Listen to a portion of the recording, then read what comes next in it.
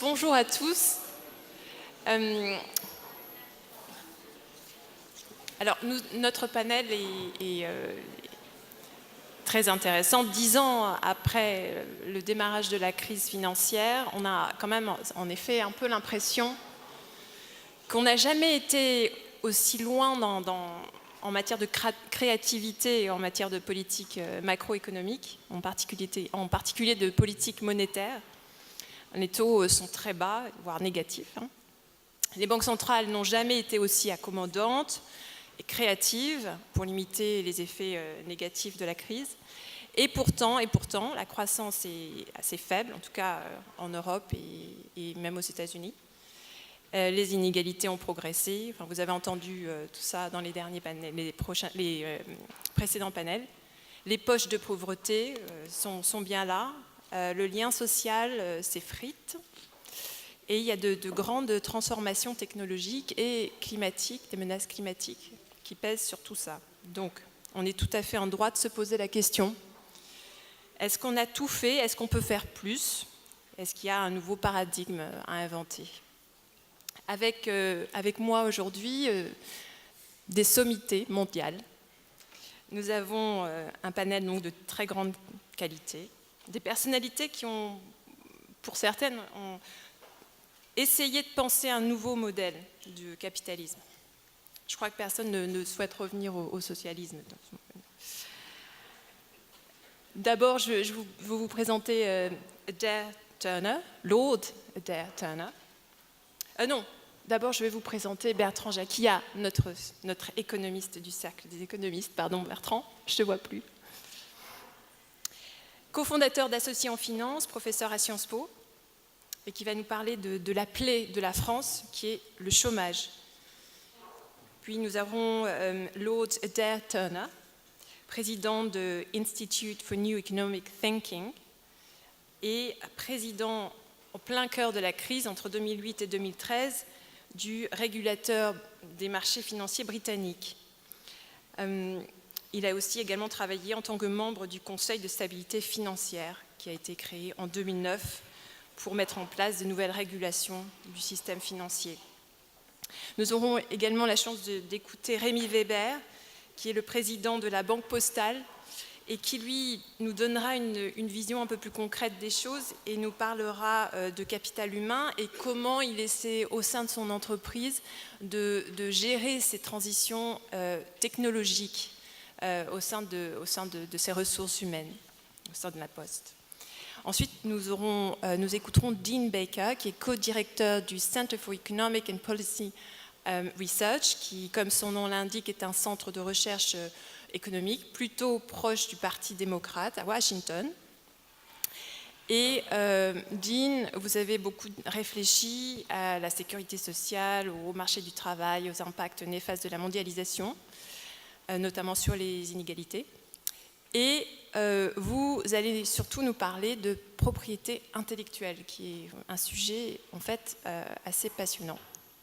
Nicolas Moreau, qui est donc patron mondial de Deutsche Asset Management et membre du board de Deutsche Bank,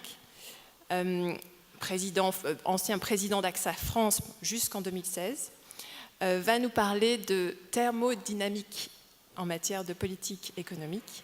Je ne vous en dis pas plus.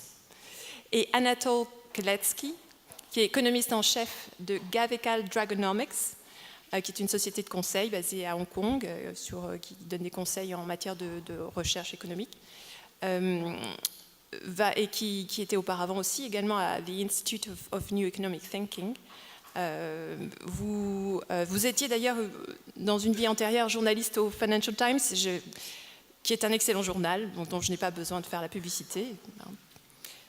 Et vous vous êtes penché sur la façon de réinventer le capitalisme, et donc vous allez nous parler de pourquoi en fait, toutes ces politiques économiques, on ne les a pas bien mises en place. Donc Bertrand, je te propose de lancer l'introduction. Vous m'entendez là? Oui. Oui, traditionnellement, le rôle de l'économiste, enfin du membre du cercle des économistes à ces tables rondes et de faire une sorte de pré-synthèse de ce que vont dire les différents participants à la table ronde. Alors quand je les ai interrogés pour savoir quel thème ils comptaient aborder, comment ils comptaient aborder le thème de « A-t-on épuisé les politiques économiques ?», je me suis rendu compte qu'il était hautement difficile de faire la synthèse des thèmes qu'ils comptaient aborder parce qu'ils étaient très différenciés, comme vous l'a déjà souligné Anne-Sylvaine en vous présentant les membres de cette table ronde. Alors, j'ai donc décidé de moi-même aborder un des thèmes. Et d'ailleurs, je signale tout de suite que je ne ferai pas de synthèse à la fin de cette table ronde de ce qui aura été dit, parce que c'est encore plus difficile que de faire la synthèse en présentant le sujet.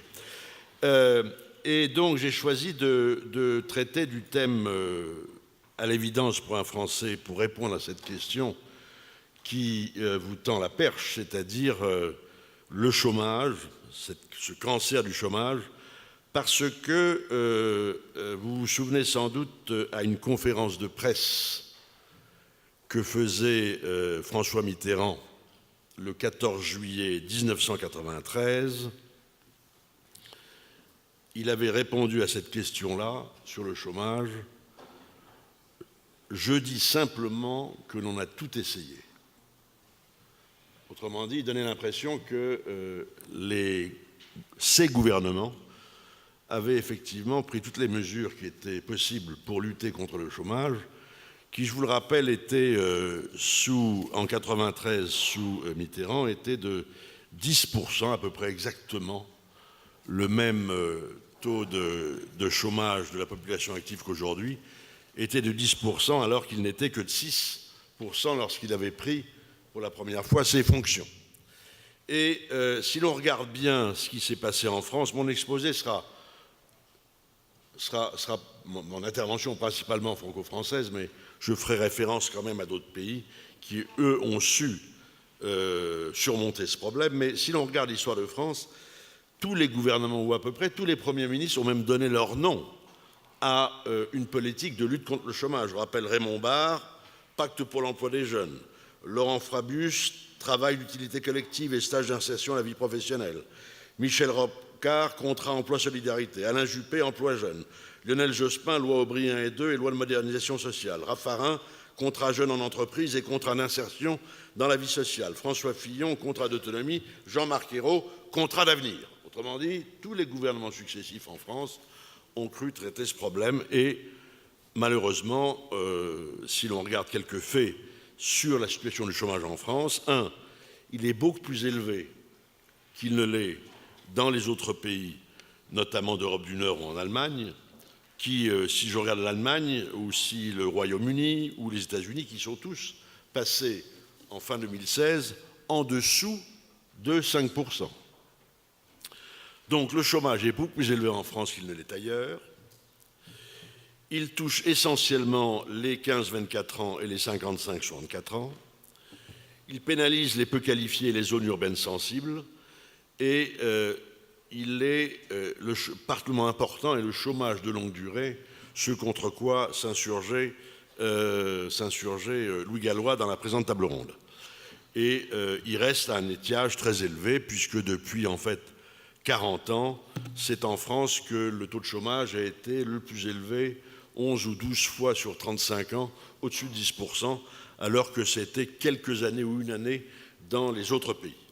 Alors, on me dit déjà d'arrêter, donc je vais peut-être arrêter là, mais je reprendrai la parole pour montrer qu'il y a eu différentes, dans les autres pays, il y a eu un certain nombre de politiques qui ont été menées, et ces politiques sont arrivées au résultat que je vous indiquais, c'est-à-dire que le chômage y est beaucoup plus faible qu'en France.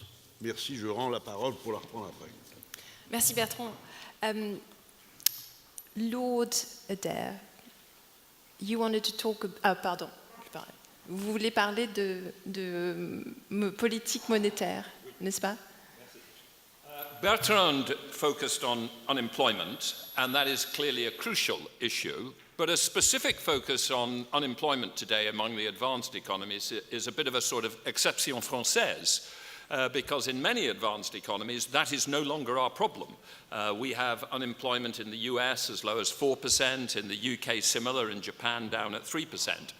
But that doesn't mean that all is fine, because we have many other problems, and in particular, we have a problem of very slow growth. The US economy is the one that recovered best from the crisis of 2008, but even there, GDP per capita is only up 4.6% in 10 years. In the UK, 1.8%, and in the Eurozone, on average, not at all. Capitalism is simply not delivering its promise of rising prosperity, and those low rates of GDP per capita growth, combined with rising inequality, mean that there are stagnant real wages, which is producing populist reactions such as Brexit and President Trump. One reason, not the only reason, but one reason for that slow growth is, I believe, very low growth in aggregate nominal demand. There is a reasonable argument that modern economies work best with an increase of nominal GDP of about 4% or so per annum, enabling us to have an inflation rate of 2% and a real growth rate of about 2%. But over the last 10 years, growth in nominal GDP has not been 4%. It has been 2.8% per annum, even in the US, 2.7% in the UK, and a dramatically low 1.5% per annum in the Eurozone.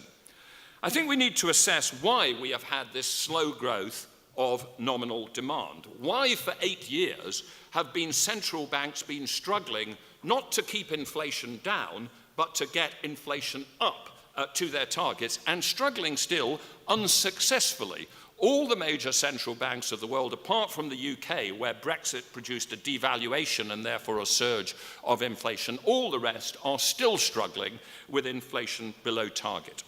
There are, I think, two fundamental drivers of what is going on. One is the large debt overhang arising from excessive private debt creation before 2007. Private debt as a percent of GDP went from 50% in all the advanced economies together in 1950 to 170% in 2007. And that growth was primarily lending against real estate. That drove a cycle of increasing confidence. But when there was a snap of confidence in 2007, we entered an environment in which the debt didn't go away. It simply moved around the economy from the private to the public sector and from the advanced economies to the emerging economies. And global debt to GDP is now higher than ever. And in that situation, for a set of reasons which I explore in my recent book, Reprendre le contrôle de la dette, which my publishers insist that I mention whenever possible, in that book, I describe how such a debt overhang is bound to produce a deflationary tendency. One other explanation, which has been put forward by Larry Summers, is what we call secular stagnation, where a combination of demography, rising inequality, and technology might produce an increase in ex-ante desired savings rates, unmatched by an increase in ex-ante desired investment, and therefore an economy which only balances savings and investment at incredibly low and indeed negative long-term real interest rates, and in which that in turn limits the flexibility and the effectiveness of central bank action. Now, these are complementary rather than competitive explanations, and together they help explain why, since 2008, we have been stuck in an environment where achieving adequate nominal demand growth has been very difficult, and where if we did nothing, we would have had even less adequate nominal demand growth. But the question which is posed by our title for this session today is, could it be not just difficult, could it be impossible? Are there any circumstances in which it is simply impossible to achieve adequate nominal demand growth? Last year, this was extensively debated. Last year, there had been 5 years in a row in which the IMF had downgraded its forecasts of global growth. Last year was the 5th year in a row, in fact, the 8th year in a row, of failing to meet inflation targets. And if you looked at the Economist magazine in February last year, it had a front page which simply had a central banker with an empty piece of artillery, and the question it had was, question mark, are we out of ammunition? Can it ever be the case that we run out of monetary or fiscal ammunition? Well, what I think is undoubtedly true is that there are some circumstances where a purely monetary response to low inflation and low growth will not be effective. And that is precisely the environments of debt overhang and potential secular stagnation in which we have been faced. In those environments, the classic transmission policy mechanism of monetary policy, which is you cut the interest rate and therefore companies go out and invest more, or people go out and consume more, is not effective. Last March 2016, the ECB launched a major extra wave of quantitative easing, and German government bond yields as a result came down 10 basis points, from 20 basis points to 10 basis points. I will defy anybody to find me a single German company which, faced with that reduction of interest rates from an already very low level, made any change whatsoever in its investment. The investment mechanism does not work in those circumstances. As for the mechanism of producing a fall in your currency, a devaluation, that can work for one country alone, but at the level of the global economy, a currency devaluation is a zero-sum game. If we face, as we do, a debt overhang across the whole world, we cannot solve that problem by devaluing our currencies against those of Jupiter, Mars, and Mercury. So we can be in circumstances where monetary policy alone is ineffective. And those are the circumstances we've been in, and I think we should have realized that fact earlier. But in those circumstances, you still have fiscal policy, and that will be effective. Fiscal deficits, in Milton Friedman's words, put extra spending power directly into the income stream of the economy. And it is fiscal deficits that have kept the global economy going since 2008. Where there have been higher fiscal deficits, there have been higher nominal demand growth. From 2008 to 2016, the US ran an average deficit of 7.2% of GDP and achieved nominal demand growth of 2.8%. The Eurozone ran deficits of 3.5% and ended up with nominal demand growth of 1.5%. And over the last year, it is fiscal relaxation, particularly in China, but also in the US and to a small extent in Europe, which has driven the global economy. Fiscal stimulus has kept the global economy going. But are there any limits to our ability to do that? What if debt gets too high and has to be repaid? What if the anticipation of its future repayment means that people save any tax cuts and don't spend it? What if high fiscal deficits produce higher interest rates and therefore what we call crowding out? Well, the answer is that none of those will occur if loose fiscal policy is accompanied by loose monetary policy, which ensures its effectiveness by keeping interest rates low, even in the face of large budget deficits. And that is essentially what I think has been going on for the last several years. Christopher Sims, Professor Christopher Sims of Princeton, in an important paper presented to the Jackson Hole seminar last summer, said that in a deflationary trap, the role of monetary policy is to assist fiscal policy, and it works if and only if there is loose monetary policy, there's loose fiscal policy as well. It can do that in part because loose monetary policy keeps interest rates low. But it also can do so more radically because quantitative easing can, if we want, be made permanent, i.e. it can be a permanent central bank monetization of government debt. And it is that possibility, which I describe in the last chapter of my book, which means that if our problem is inadequate nominal demand, there is always a solution to it, which is to run a fiscal deficit paid for with printed central bank money.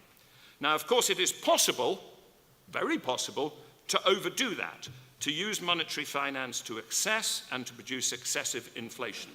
And there is a perfectly reasonable political argument that says, yes, technically we could use monetary finance to stimulate the economy, but the political dangers of doing so are so great, the political dangers that once we've used that medicine, we'll want to use it to excess, that we have to put that medicine in the medicine cabinet and throw away the key. I don't agree with that argument, but I respect it. But it is a completely different argument from suggesting that we can ever run out of ammunition. If the problem we face in part is a lack of nominal demand, then we never ever run out of the policy instruments with which we can offset that. Thank you.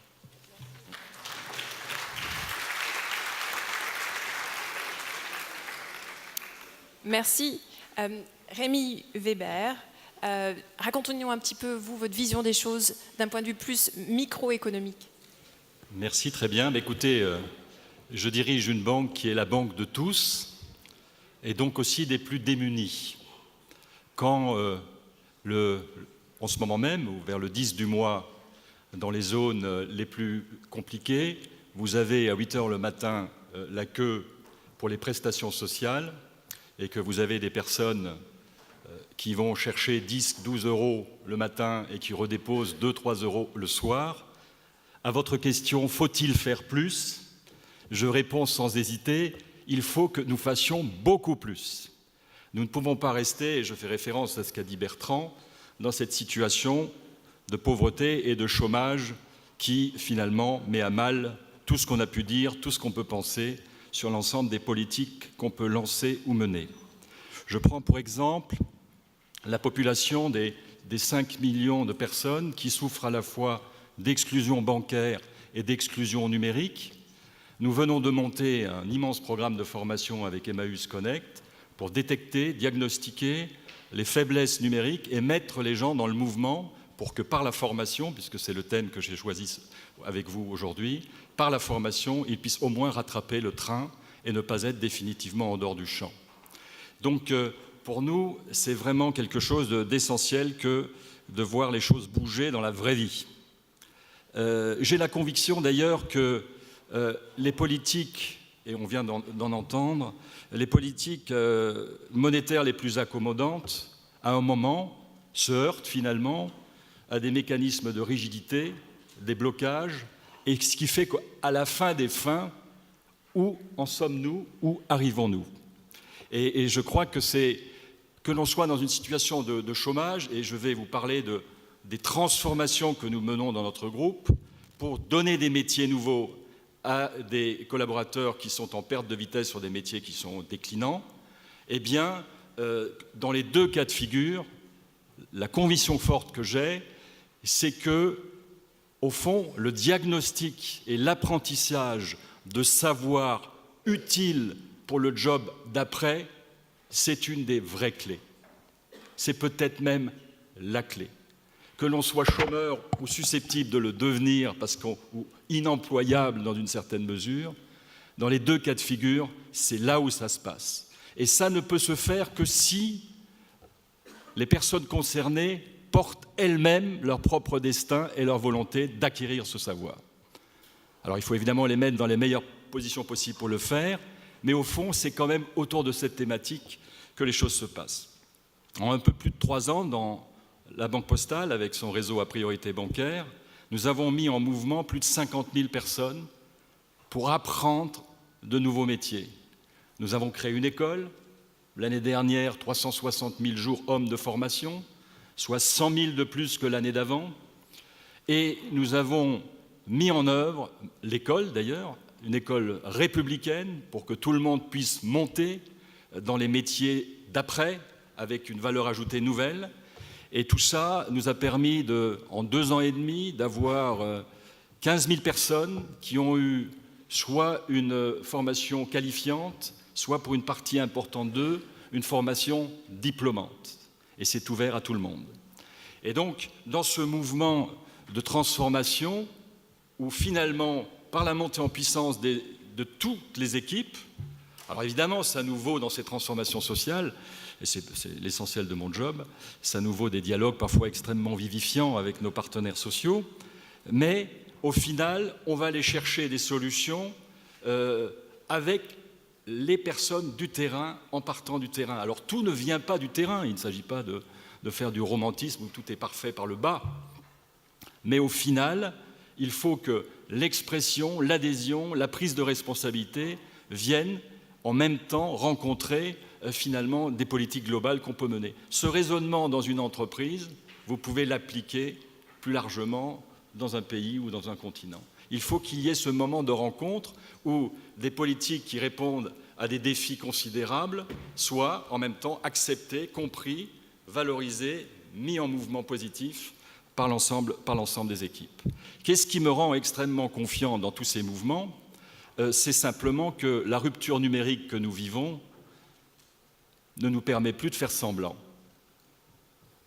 Et ça, c'est quelque chose de tout à fait inouï. Quand vous mettez de l'intelligence artificielle, une partie de robots, tout un ensemble, blockchain, tout un ensemble de sujets sur la table et que vous voyez les implications que ça a, alors vous êtes immédiatement dans l'obligation de dire comment on se met en acquisition de savoir utile pour le job d'après.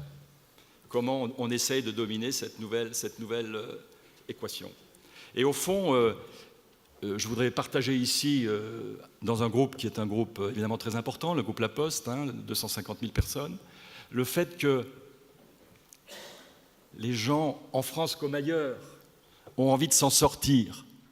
Ils ont envie de s'en sortir. Et donc, si on fait ce chemin de ce mouvement de formation, tel qu'on le construit, eh bien les résultats sont assez impressionnants. Et en tout cas, nous les vivons de façon extrêmement positive. Et alors évidemment, une partie d'entre eux ont du mal à suivre, qu'ils soient en venant du monde de la logistique ou même dans le monde des services financiers de la banque postale. Et donc, il faut trouver des options intermédiaires pour qu'ils prennent un premier job différent et puis qu'ils montent, et qu'ils montent, et qu'ils montent. Donc, au fond, cette immense transformation, elle veut bien dire que les rigidités, on peut les casser, mais c'est bien en travaillant sur ces thématiques-là que ça fait beaucoup de sens. Enfin, je terminerai, parce que je suis quand même banquier, donc je terminerai par les politiques monétaires accommodantes et la double peine que la banque de détail vit 10 ans après Lehman, à savoir quantitative easing et taux d'intérêt négatif. Les deux n'étaient peut-être pas indispensables. Toujours est-il que c'est quand même une forme de paradoxe de constater aujourd'hui que la banque de terrain, la banque des citoyens, la banque qui finalement n'a jamais été dans des mouvements de spéculation complètement excessifs, eh bien cette banque-là aujourd'hui est terriblement pénalisée, à la fois par évidemment la rupture réglementaire, mais ça on le dit tous les ans ici, malheureusement c'est toujours vrai, mais également par cette idée que en même temps où le numérique nous donne une nécessité de bouger et d'accélérer, la problématique des taux l'accélère encore, et c'est la banque dont finalement, malgré tout, notamment en Europe, qui transmet finalement, qui porte, qui est le vecteur des politiques monétaires, qui elle-même est extrêmement, on va dire, challengée négativement par tout un ensemble de points un peu difficiles que sont les réglementaires, l'excès de réglementaires plus exactement, et une politique de taux très bas. Voilà, j'ai essayé d'être synthétique. Merci.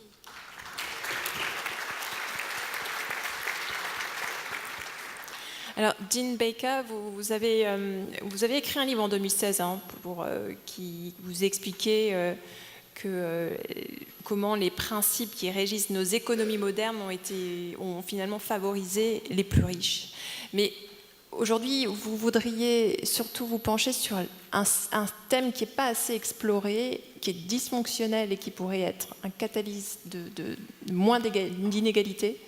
C'est la protection de la propriété intellectuelle. Thank you.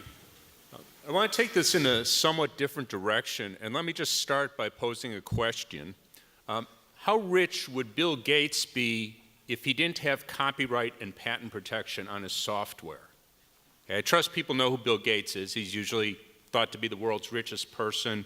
Last I looked, he's estimated having wealth of more than 70 billion. So let's imagine we snapped our fingers, no copyright, no patent protection. Anyone wanted to could copy Windows, Microsoft Word, and everything else, and if they felt like it, they could send a thank you note. How rich is Bill Gates in that world? Okay, you don't have to answer that. I'm posing that as a question. And my point here, well, I'll make 3 points that I'm going to get into. First off, that patents and copyrights are a policy. That sound stupid, should be obvious, but we often talk about technology as it's just given. It's not just given. Okay, we have laws. We create those laws. We change those laws. And in fact, over the last 4 decades, we made them longer and stronger. And there's a lot of money at stake.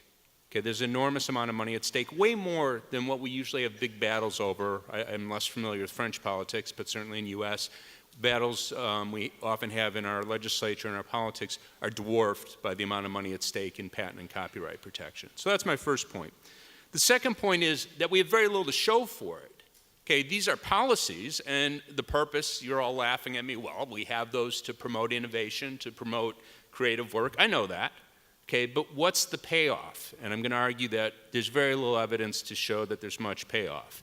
And furthermore, even if there were a payoff, we should be asking what are the trade-offs in terms of growth and equality? I never hear that question asked. That's incredible negligence.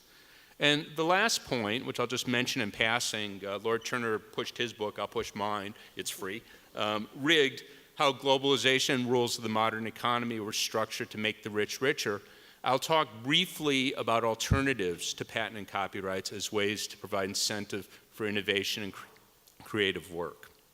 Okay, the first point, that there's a lot at issue. Again, I mentioned Bill Gates and his wealth. He's wealthy because we have these forms of intellectual property, intellectual protection. We don't have to have them. The amounts at stake, and I'll refer to the US, but it won't be hugely different in France or elsewhere in Europe. In the case of prescription drugs, where it's probably most egregious, the US will spend about $440 billion in 2017 on prescription drugs. If we snapped our fingers, got rid of all patent and related protections, spend maybe 40, 50 billion. Okay, you're talking about somewhere around 400 billion a year, about 2% of our GDP. Now, I know in France you control drug prices, make it 1% of your GDP. That's an enormous amount of money. That's what you're throwing away because of patent protection. If you add in the other areas, you add in places like medical equipment, software and computers, pesticides, fertilizers, seeds, video games, other digital material, recorded music, recorded movies, you're probably talking about 3 or 4 times that amount. In the US, we might be talking about somewhere in the order of 10% of GDP. Again, in Europe, probably less, but let's make it 4 or 5% of GDP. That's an enormous amount of money. And if you look at the amount of upward redistribution over the last 4 decades, in both cases, it's probably comparable to that amount.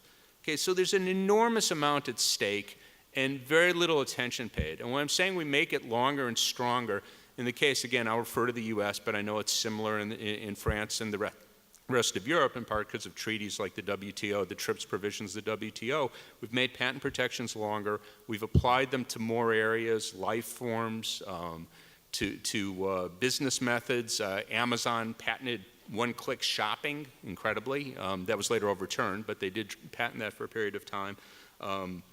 Software patents. So we've extended that in a variety of ways. Copyrights have been extended also. I'm not quite sure where they stand in France right now. In the US, we extended them from 55 to 95 years, and we applied that retroactively. And in the US, this is sometimes referred to as the Mickey Mouse copyright law, because literally they were lobbied by Disney because their copyright on Mickey Mouse was about to expire, and apparently they still get a lot of money on Mickey Mouse memorabilia. So it was extended retroactively. So I don't know how you could provide incentives retroactively, but nonetheless, that is what we did. We also apply it, again, there's questions, how is it applied? We now have the web. We didn't have the web, 50 years ago. So in the United States, at least, we make the web intermediaries, in effect, copyright cops. So if someone puts something up on my website, someone calls me up or sends me an email and says, hey, you have infringing material, I have to take it down or risk legal liability. Okay, we actually want to make that stronger with various provisions where I have to preemptively search my website. Now, that's not a big deal with my website, but think of Facebook, think of Google, think of other big internet intermediaries. You're making them copyright cops. They have to spend a lot of money, at least if this were to go through, and it's been pushed in a number of trade deals, they would have to spend a lot of money policing their sites. That's not natural. This is all done in law. So my point is we've been making them longer and stronger, shifting more income upward, and then we scratch our heads and go, is there anything we could do about upward redistribution of income? Well, don't do that. The second point, what do we have to show for it? Okay, again, these are supposed to provide incentives, incentives for innovation, incentives for creative work. What does that mean? Well, it should mean more rapid productivity growth. Well, if we look at the data, productivity growth has actually gone through the floor. This is partly what Lord Turner was referring to, at least indirectly, when we talk about low per capita GDP growth. A big part of that story is productivity growth for the UK was actually a couple of years was negative. In the US, we had record low productivity growth over the last decade. If it's supposed to lead to aggregate productivity growth, you're very hard-pressed to see it. I've done some analysis, other economists have as well, and they find that in general there appears to be a negative relationship between stronger copyright and patent protection and productivity growth. I'm not going to argue there necessarily is a negative relationship. I'll simply say you're very hard-pressed to find a positive one.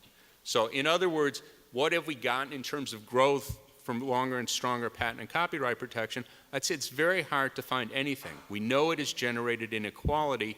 You're very hard-pressed to find a story where it has led to increased growth, which is not to say it's impossible, just that the case is much less than obvious. Okay, the last point, can you have alternatives? Well, here it's kind of mind-boggling because, you know, people often talk about this. I'm talking about economist people, not people I grabbed on the street. They talk about patents and copyrights as though they were God-given. And of course they're not. There are alternatives. And it shouldn't sound that strange. And again, I know I'm less familiar with the case in Europe. I do know you have central funding of scientific research. I can't talk about the United States. In the United States, we have the National Institutes of Health that spends somewhere in the order of $32 billion a year on biomedical research. That's not hugely less than what the pharmaceutical industry claims it spends on research based on patent protection. Now, most of the research spent by National Institutes of Health goes for basic research. It's then used by the industry to develop drugs. There's no reason in principle that research funding couldn't go downstream, couldn't go to the development of drugs, clinical testing, actually bring them through. And what that would mean is that the next great cancer drug would cost a few $100s instead of, in the United States, a few $100,000. That would be a very big difference. In the case of giving incentive for creative work, I know you have in France and the rest of Europe, there's much funding for public funding for the arts. That's much less true in the United States. There's a resistance to the idea of having a central authority. Well, in the United States, we actually have a charitable contribution tax deduction. For a wealthy person, that means the government's paying 40 cents on the dollar for their contribution. Much of that goes to support the arts. There's no reason you couldn't have a tax credit where it was applied more generally, where everyone got a certain amount, $100, 100 euros a year, whatever amount seemed reasonable, and that work would be freely available in the public domain from the day it was created. I'm just throwing that out there. There are many other dimensions. Read the good book.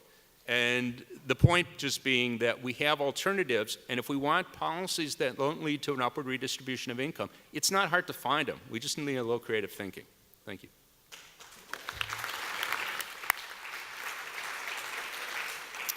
Merci, Dean. Nicolas Moreau, à vous de nous expliquer un petit peu les dysfonctionnements de la thermodynamique en politique économique.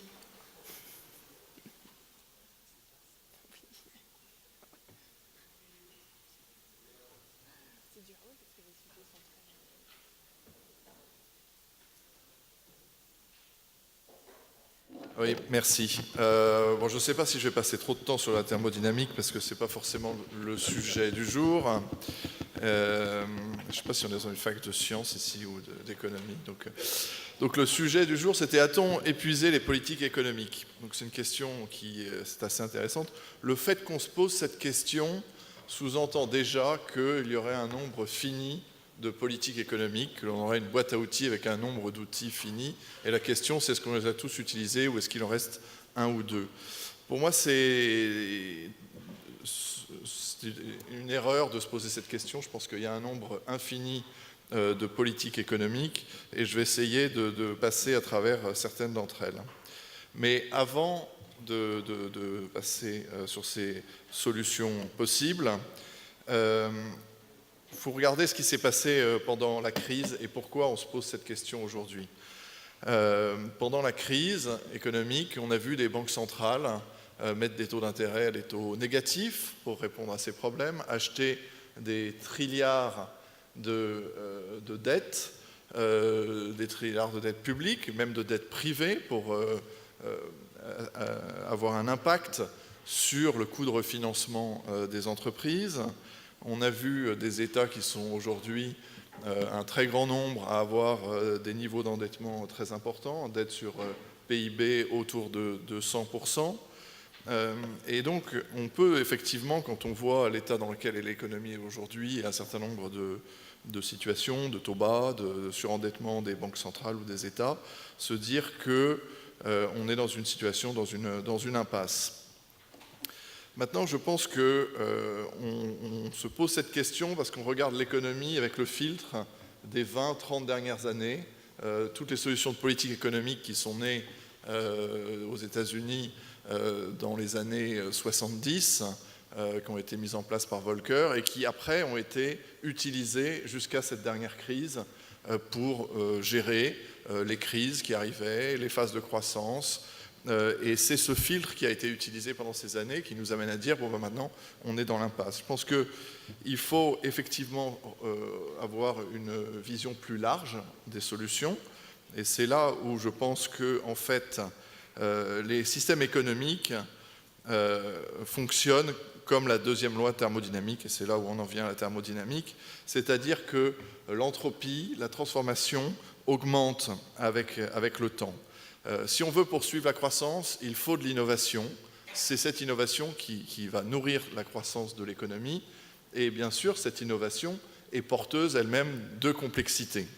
On peut prendre par exemple toute l'augmentation du cross-border trade, la globalisation qui a permis à l'économie d'aller plus vite, les outils financiers tels que la titrisation qui ont été inventés pour financer cette croissance de l'économie, et bien sûr, la globalisation, la titrisation, les nouveaux produits financiers sont porteurs de nouveaux risques.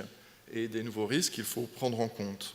Il y a un autre aspect de la thermodynamique qui est intéressant aussi, c'est qu'une fois qu'un système a été mis en place, qu'il a été inventé, il est très difficile de le désinventer. Un changement de système est là pour durer.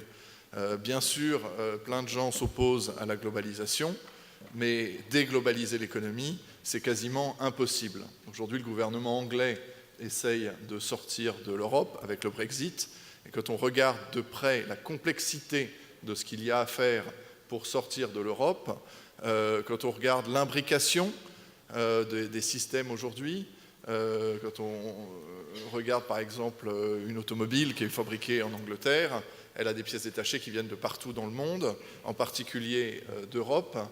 Pour défaire ces sujets-là, c'est très compliqué.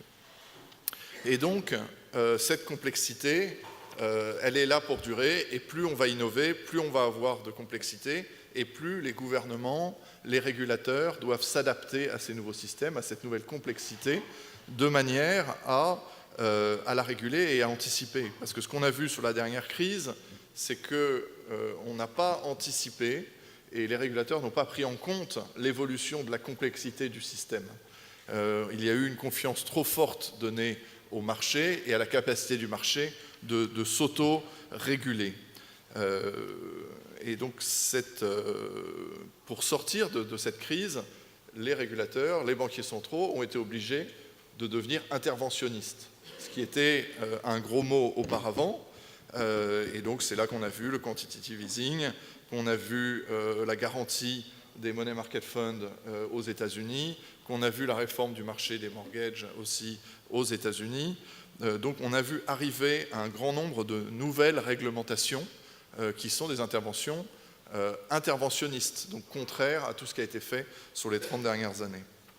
Alors quelles sont pour moi les grandes familles de nouvelles réglementations ou de nouvelles politiques économiques qui pourraient venir? Pour moi, il y en a trois grandes familles.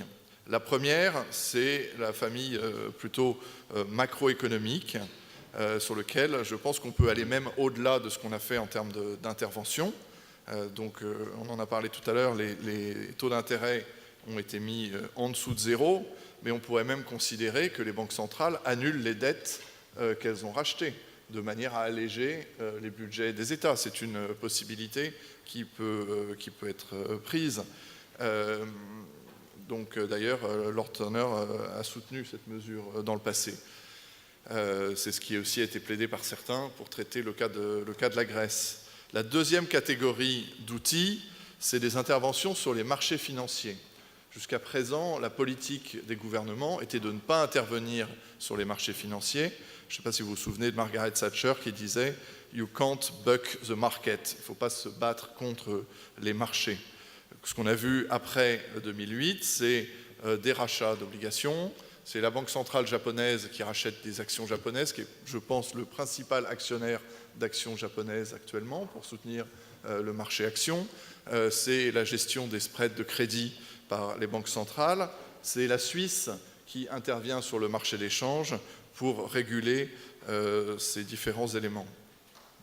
Donc on peut voir que aussi dans cette catégorie qui est l'intervention sur les marchés, les États, les banques centrales peuvent intervenir plus pour réguler.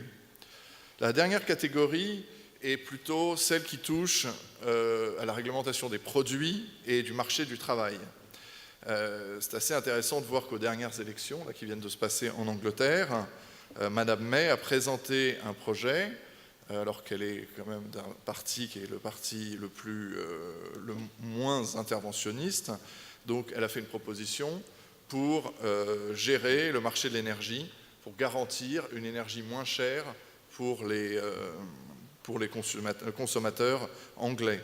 De la même manière, il y a eu une intervention très forte sur le marché immobilier pour réglementer ce marché immobilier. Donc on l'a vu à Paris avec la réglementation des loyers, on l'a vu aussi en Angleterre avec l'augmentation des frais de transaction de manière considérable.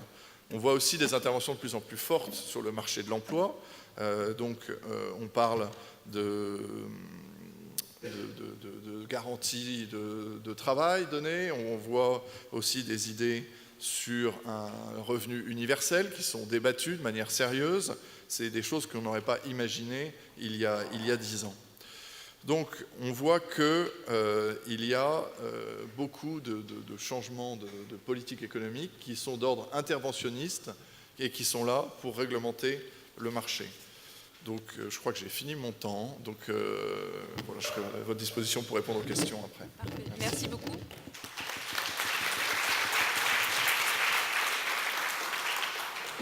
On va finir cette série d'introductions avec Anatole Kalatsky. En gros, vous allez nous dire pourquoi, en fait, c'est une question de synchronisation des politiques.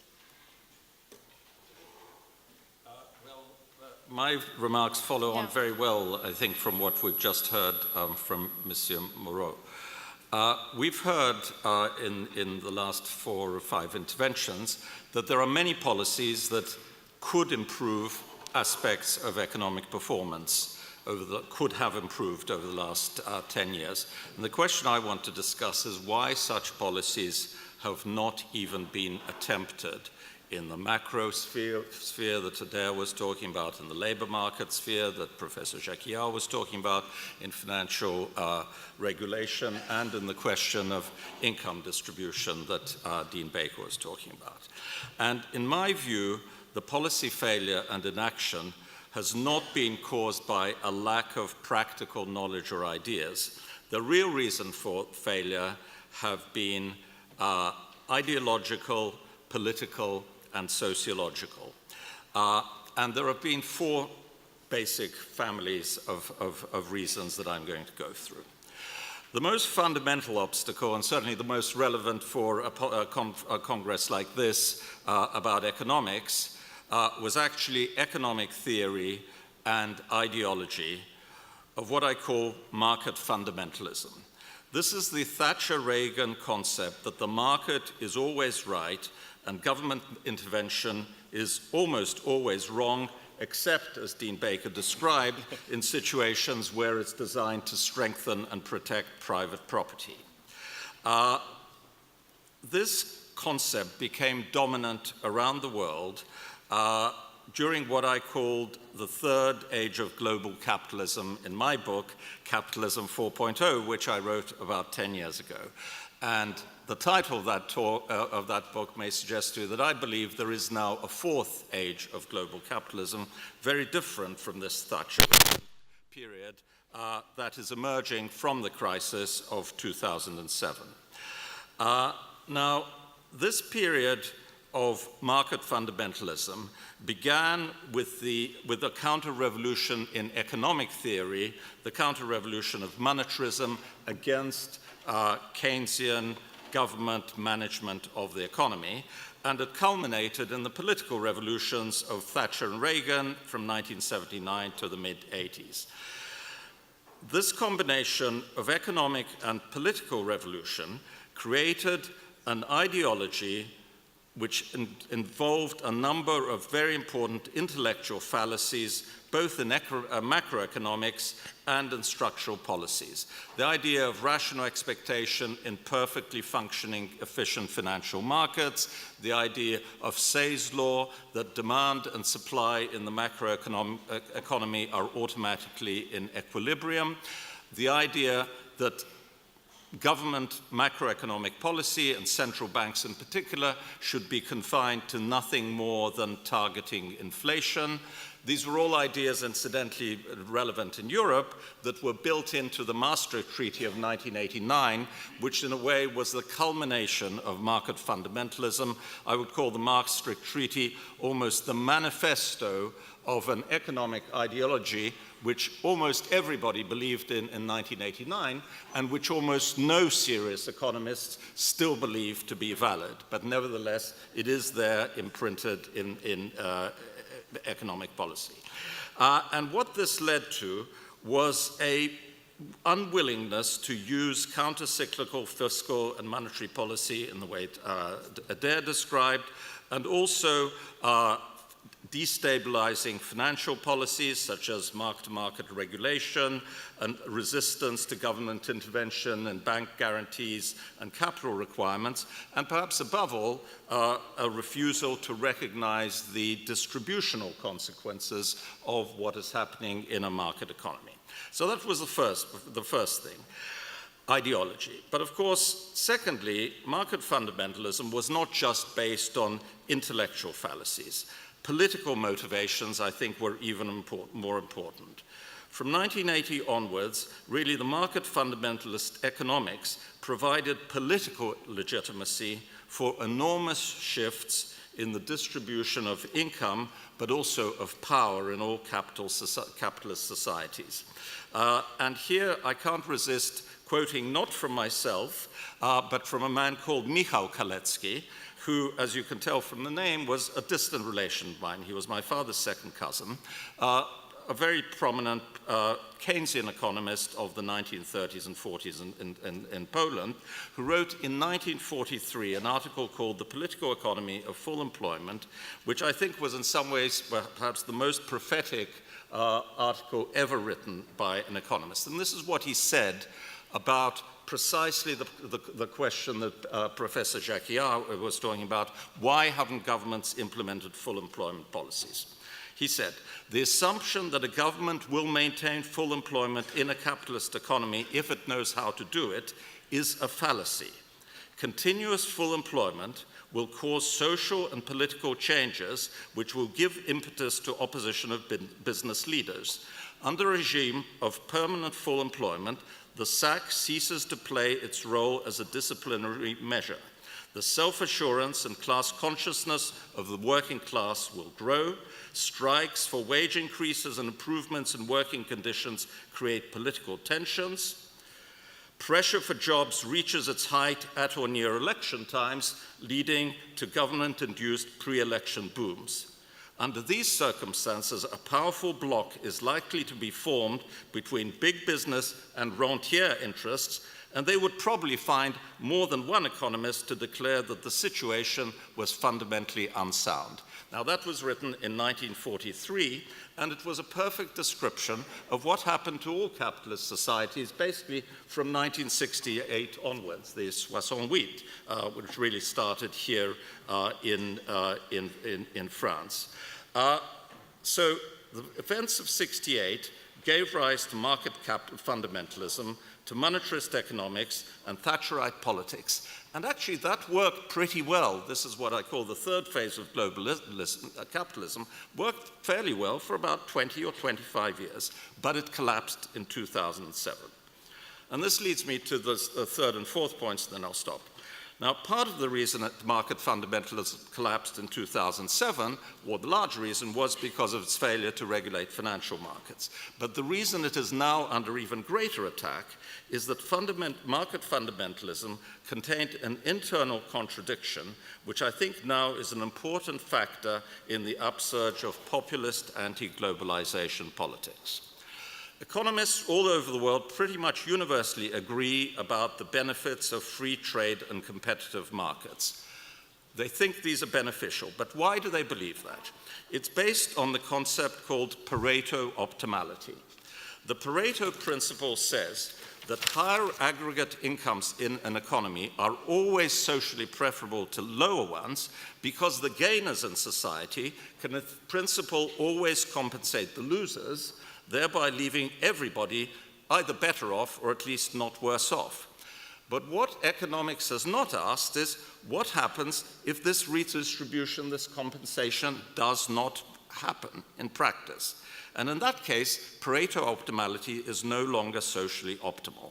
And this is what we're actually seeing all over the world today with the resistance to efficient policies such as free trade, labor market deregulation, and so on, which may boost aggregate incomes, but which make certain individuals and communities worse off, which leads to my final point, which is that the ideological environment of small government non-interventionism produces, for obvious reasons, a greater resistance to policies of economic efficiency from the political left and organized labor. And this creates a profound problem of sequencing. Sensible monetary, fiscal, and structural policies are much more likely to be successful if they're implemented alongside in a logical sequence with labor market policies that are deflationary, but fiscal and monetary policies that are reflationary. This is the combination of monetary, fiscal, and structural policies that they call the 3 arrows in Japan. But if market fundamentalist ideology prevents monetary and fiscal policies that create more demand and redistribution, then left-wing resistance to structural reforms increases. Conversely, if political opposition makes structural reforms impossible, then ideological resistance from the right to expansionary monetary policies and redistribution intensifies. The question is now whether these sets of policies can be combined together. And here, my last sentence is a hopeful one, particularly perhaps here in France. Maybe this combination of right-wing labor deregulation policy with left-wing macroeconomic and redistribution policies could actually now begin to be implemented. And perhaps in France, it'll be a case not just of macroeconomics, but of Macron economics.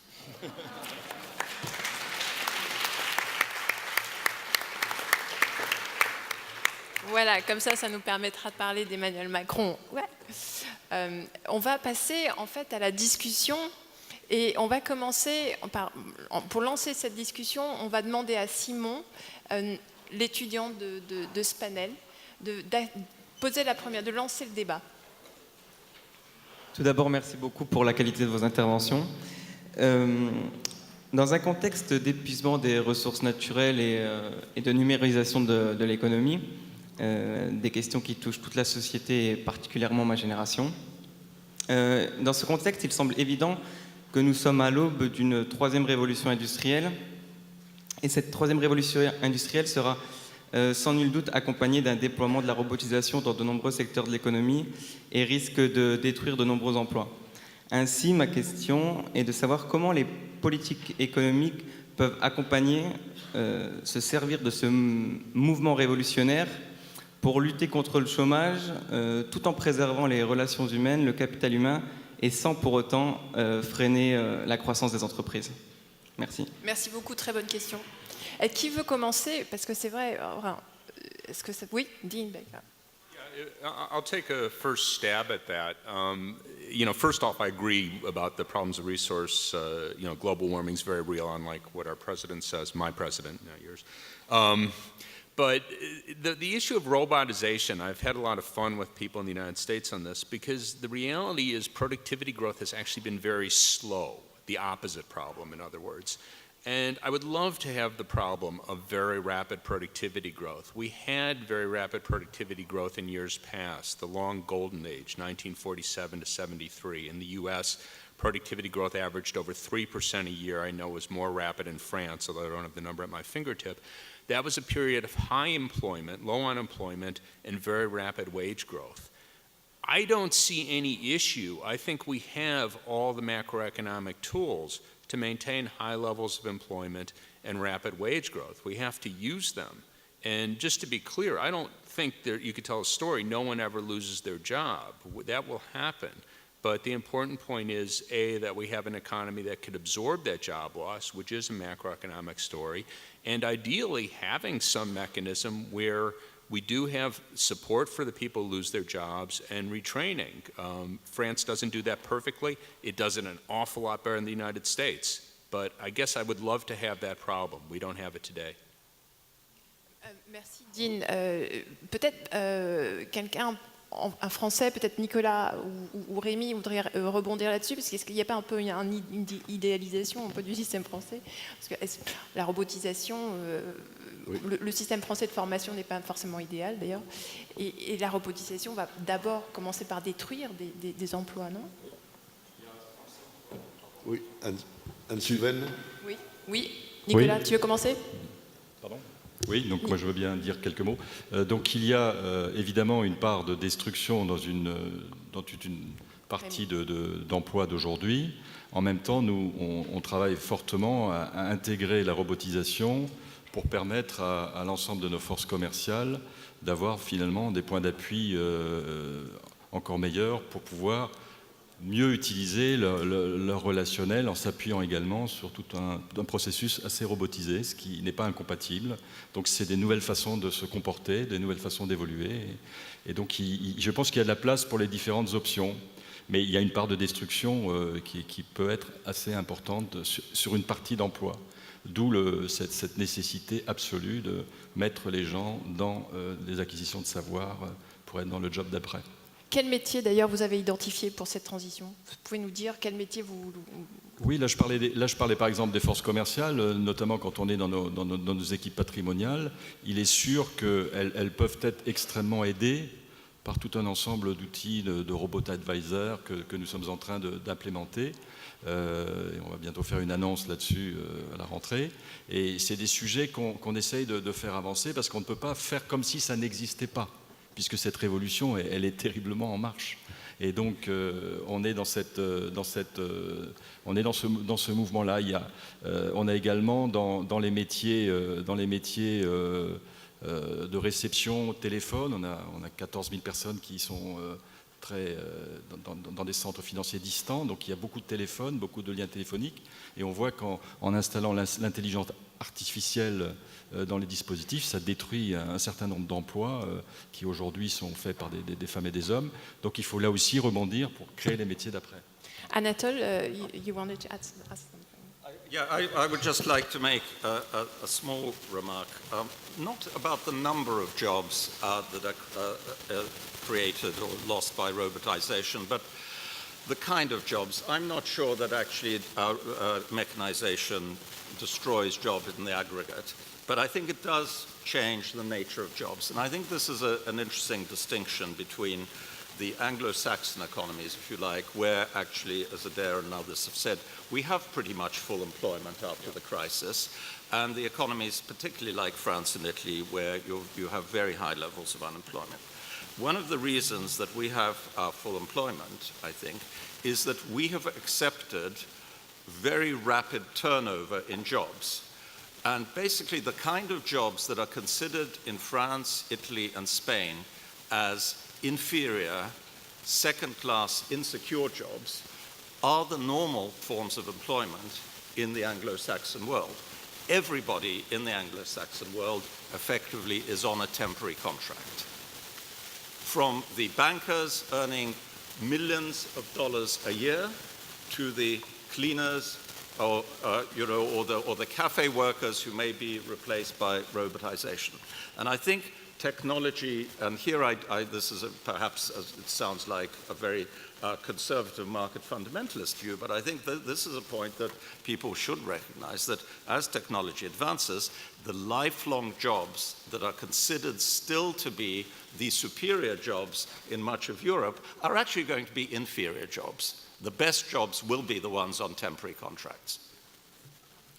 Merci. Bertrand, vous vouliez peut-être préciser quelque chose sur le marché, oui, sur cette transition sur le marché de l'emploi. Oui, je voulais simplement mentionner que cette angoisse, cette anxiété que soulevait Simon face aux robots et donc aux progrès technologiques, c'est une vieille histoire. Enfin, si vous lisez l'économie du bien commun de notre prix Nobel, Jean Tirole, il fait référence, comme beaucoup d'autres, à ces phénomènes de ludites en Grande-Bretagne, c'est-à-dire ces ouvriers qui détruisaient les nouvelles machines à tisser parce que cela leur prenait leur job. Je pense qu'on ne va pas contre le progrès. Et d'ailleurs, actuellement, on constate que ce sont les pays qui ont le taux d'utilisation des robots le plus élevé qui ont la croissance économique la plus élevée. Donc il n'y a pas d'antinomie apparente. Hein. Je n'aime pas faire ces relations de cause à effet, mais enfin, en tout cas, il y a une corrélation entre croissance économique et taux d'utilisation des robots. Bon, ceci étant dit, bien entendu, et j'appuie tout à fait ce que disait Rémi Weber, c'est-à-dire qu'on ne peut pas lutter contre cela, mais il faut, bien entendu, favoriser la transition. Et favoriser la transition, ça veut dire, par exemple, comme en Allemagne, je vais reprendre un peu les mesures qui ont été prises pour lutter contre le chômage et qui ont réussi dans les pays étrangers. Mais en Allemagne, par exemple, qui a favorisé l'apprentissage avec un système simple et souple, en cessant d'empiler les dispositifs comme en France, ou qui a rendu, comme en Grande-Bretagne et aux Pays-Bas, une formation pour les jeunes décrocheurs, c'est-à-dire ceux qui, comme en France, il y en a 140 000 en France, jeunes, qui sortent du système éducatif sans diplôme ni qualification. Et à l'inverse, il ne faut pas lutter contre cette technologisation de l'économie. Et je reprends d'ailleurs une idée d'Olivier Blanchard et Jean Tirole qui, dès 2003, voulaient appliquer une taxe sur les licenciements selon le vieux principe du pollueur-payeur. Et aux États-Unis, une telle taxe existe. Elle est fonction du nombre de licenciements et de la durée du chômage des salariés licenciés. Mais cette mesure, ajoutait Tirole, doit s'accompagner d'un assouplissement du droit du licenciement. Donc alléger le droit de licenciement pour limiter les freins à l'embauche. Autrement dit, les robots, c'est un problème, il ne faut pas lutter contre. Au contraire, ça permet d'améliorer la productivité, mais il faut faciliter les transitions par la formation et ne pas mettre un frein sur le développement de la robotisation dans l'entreprise. Adair, you wanted to add something? In the long run, it's clearly the case that prosperity comes from productivity growth. And in the long run, everybody probably benefits from productivity growth. But I think economic history tells us that the long run is very long indeed. Indeed, it may be several decades. There's work by economic historians looking at the early stages of British industrialization, which suggests that really all the way from about 1800 to 1840, although there were very significant technological breakthroughs, the real wages of the ordinary unskilled worker stagnated or actually fell, and that all of the benefits of that increasing productivity went to a small number of skilled workers and to owners of capital. And actually, although Bertrand mentioned the people who used to smash up machines, they're called Luddites, they were named after a man called Ned Ludd, who are often seen as irrational Actually, what they were doing was perfectly rational, because although new jobs were created, there were more jobs in 1840 than 1800, the real wage for a factory worker was very significantly less than the real wage of a handloom weaver. In the late 19th century, it turned round, and there were very significant increases in wage rates across the British economy. And what this seems to tell us is that there are different waves of technology which have different specific factors, the substitutability of capital and labor and of different categories of labor, which for quite long periods can have different distributional consequences. I happen to be convinced that we probably are in the course of and on the wave of a very major wave of the acceleration of robotization and automation. And I think what may be going on is that we have incredibly rapid productivity growth in some specific sectors of the economy, and I think we're about to see it in some new sectors such as retailing. But for a variety of reasons at the moment, the labor freed up from that either in France tends to be not employed, or in the US and UK finds jobs, but finds jobs in really quite marginal, low productivity activity. And I think that, to me, is the resolution of this issue of why have we got this talk about a technological revolution but these low productivity figures?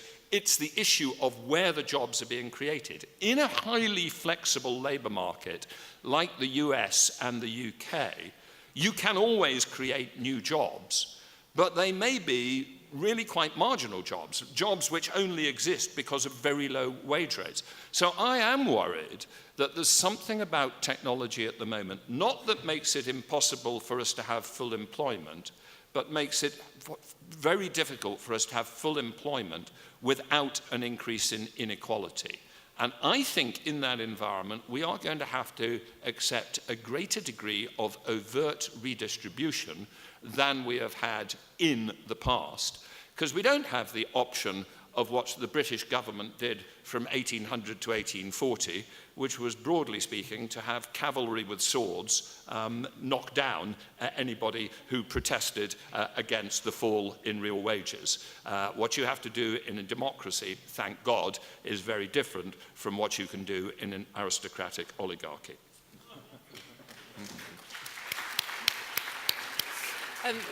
Il nous reste une dizaine de minutes et je voudrais que la salle puisse, enfin qu'il y ait des questions de la salle. Alors vraiment, oui, j'en vois une là. Est-ce qu'on peut donner un micro à ce monsieur?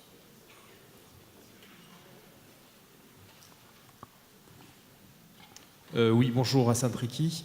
J'avais une question pour Dean Baker, donc à propos des brevets et du droit d'auteur. Que pense-t-il de l'initiative des GAFA, justement, auprès de la précédente administration, celle d'Obama, concernant on va dire la diminution du pouvoir des brevets essentiellement? Et ne pense-t-il pas que cette diminution du pouvoir des brevets du copyright est justement un frein à l'innovation et la porte ouverte à des systèmes propriétaires fermés? Voilà. Merci. Certainly, I'm not sure I fully understand the question, but I'll do my best to answer it. Yeah, I mean, I think that the current patent system is an enormous obstacle to innovation. That's why I was saying, I think it actually is associated with slower productivity growth. Again, I don't think the data are conclusive on that, but I think they point in that direction. And there's a lot of ways you could think about how this might slow growth. First off, I often make the comparison of patents to trade protection. Now, if I were to say, let's have a 20% tariff on steel, I think our president might be saying that today, but in any case, every economist would jump up and down and yell and say how stupid that is. All right, well, if you have a drug that, and we have some of these in the United States, that sell $300,000 for a year's dosage, and you could get the generic version in India for maybe $300. Okay, that's a tariff of 100,000%. Okay, that is the same thing. The market doesn't care that you called it a patent. It's the same thing. Leads to all sorts of corruption, all sorts of inefficiency, including, by the way, it's supposed to provide incentive to innovate. Well, what sort of innovation are you going to do? Well, a lot of innovation done by the drug companies are to try to innovate around someone else's patent. Okay, well, that makes sense in a world where you're charging $300,000 for the drug. If we get a competitor and they produce a drug that's pretty much as good and sell it for $150,000, well, that's competition. It lowers the price. But if these are being sold at a generic price, if they're selling for $300, no one would undertake that. And that's probably a waste. I'm not going to say it's always a waste. I always have people who are more expert in medicine than I am say, well, oftentimes the second one's better than the first. That's true. But if you were sitting there and going, okay, we're allocating money for research, would you allocate it to develop the second, third, or fourth drug where there's already an effective treatment, or would you allocate it to developing drugs where there is no effective treatment? So I think that's enormously wasteful. I could go on, the patent law, I mean, it's a major growing area. They tell lawyers that, if they want to have a good career, get into intellectual property law. It's a huge, huge area. Apple, I'll shut up in a second on this, Apple and Samsung, every time they came out with their new phone, the other one would run into court with patent suits. What an incredible waste. They're competing on patent suits rather than developing a better product. So I think it's an enormous impediment. We could do much better. And again, I think the case is clearest in drugs, but I think in general, shorter and weaker patent protection, and for that matter, copyright protection or alternatives, I think would be a much better way to go. Let me just make a couple more points, because these jump back. Again, the whole issue of inequality, if we had weaker patents, technology would not be leading to inequality in the way it does. And I'll give you a great example showing my age. When they developed hand calculators, they were really expensive. This is back in early mid-'70s, and the new calculators, they're big clunky things, no one want one. But they cost maybe $800. That was back when $800 meant something. In a few years, you can get them in cereal boxes. Okay, if all technology had that character, we'd have the robots, you get out a couple €100, you got a robot that mowed your lawn, did your laundry, cooked your food. Be an enormous improvement in living standards, would not be generating inequality. So these are very, very much linked. We have to think about that more seriously. Une autre question de la salle, éventuellement. Oui, je vois un jeune garçon, là.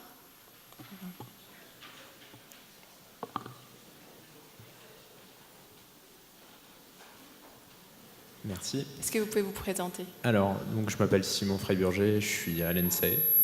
Et donc ma question, elle va concerner le fait, plutôt que de dire qu'on a épuisé les politiques économiques, est-ce que le problème, il n'est pas plutôt qu'aujourd'hui, que les objectifs qu'on se fixe, ils sont complètement chimériques? Je prends juste l'exemple, deux exemples très rapidement. La croissance. On demande éventuellement une croissance de 2-3% sur le long terme, mais juste à rappeler, ça veut dire augmenter chaque année le PIB de 2-3%, c'est-à-dire multiplier le PIB par 1,03. C'est littéralement, mathématiquement, une exponentielle. Et avec une population qui stagne, ça signifie multiplier la productivité de chaque habitant de manière exactement la même, exponentielle, chaque année. Donc est-ce que c'est pas chimérique ça? Est-ce qu'on pourrait pas s'arranger pour avoir un modèle qui est viable sans croissance plutôt? Donc ça c'est le premier point. Deuxième point, pourquoi est-ce qu'on s'embête, pas plutôt on s'embête, mais on se dit il faut absolument passer par les entreprises. Je veux dire, aujourd'hui on a le CICE, on a le pacte de responsabilité, tout ça, on va favoriser l'emploi par les entreprises. Et on voit bien que les résultats, ils sont pas exactement au rendez-vous. Et qu'on aurait beaucoup moins, pour parler thermodynamique, de friction si on employait directement les gens, ce qui est le résultat qu'on veut au final. On veut des gens qui soient employés plutôt que de passer par une entreprise qui va éventuellement employer ces personnes sous condition. Voilà. C'est apparemment une question pour Nicolas Moreau. N'est-ce pas? Je pense que la croissance, d'abord, on la constate, on ne la décide pas, elle vient, c'est un output, c'est un résultat. Je pense qu'on ne peut pas dire que la population mondiale stagne, elle augmente. Il y a des mouvements démographiques. Si tu étudies à l'ENSAE, tu dois regarder les évolutions de démographie. Mais il y a des pays comme l'Allemagne ou le Japon où la population diminue. Il y a des pays comme l'Inde ou un certain nombre de pays émergents sur lesquels la population croît fortement. Et il y a des différentiels de croissance qui sont extrêmement forts d'un pays à l'autre en fonction justement de ces impacts démographiques ou de la capacité du tissu industriel à créer cette croissance ou non.